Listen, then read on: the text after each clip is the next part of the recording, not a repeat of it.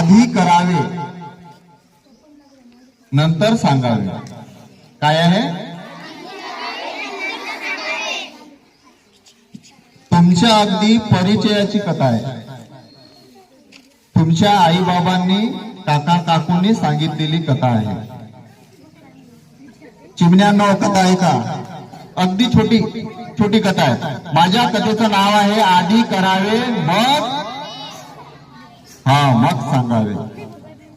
एक होता कावडा,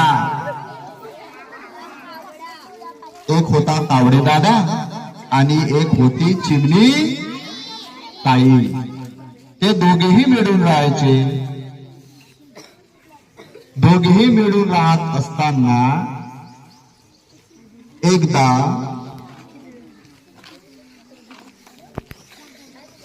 कावडे दादाचं घर कशाचे होते?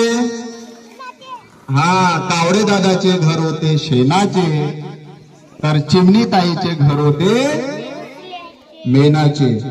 एक दिवस काय झालं माहित आहे? होय नाही? मग मी सांगणार आहे. एक दिवस काय झालं, खूप जोराचा पाऊस आला आणि त्या पावसामध्ये कावडे दादाचे घर वाहून गेले. आणि मग आपल्या अडचणीमध्ये त्याला मदतीची गरज वाटली आपल्या चिमणी ताईची. आणि मग कावडे दादा चिमणी ताईकडे गेला आणि म्हणाला, चिमणी ताई मला थोडस जागा द्या. चिमणी ताई म्हणाली, मलाच नाही तर तुला कुठून देऊ? कावडे दादा निराश झाला. काही दिवसाने उन्हाळ्याचे दिवस आले आणि उन्हाळ्यामध्ये उष्णतेने कोणतीही जी मेन आहे, जे चिमणी ताईचं घर होतं ते वितळते आणि खूप उन्हाळ्याच्या उष्णतेने चिमणी ताईचे घर वितळायला लागले आणि ते वितळून गेले. तिचं घरटं नाहीस झालं. आणि मग चिमणी ताई कावडे दादाकडे गेली आणि म्हणाली, कावडे दादा मला थोडस जागा द्या. पण कावडे दादानी नकार दिला नाही.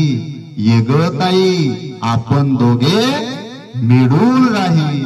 अशा प्रकारे पहिले काय करावं? कर्म करावं चांगले, फळ आपोआपच येत असते. पहिले आधी आपण करावं आणि नंतर इतरांना सांगावं. असं छोटस सार ह्या गोष्टीचं आहे. ठीक आहे? या श्रीराम सर.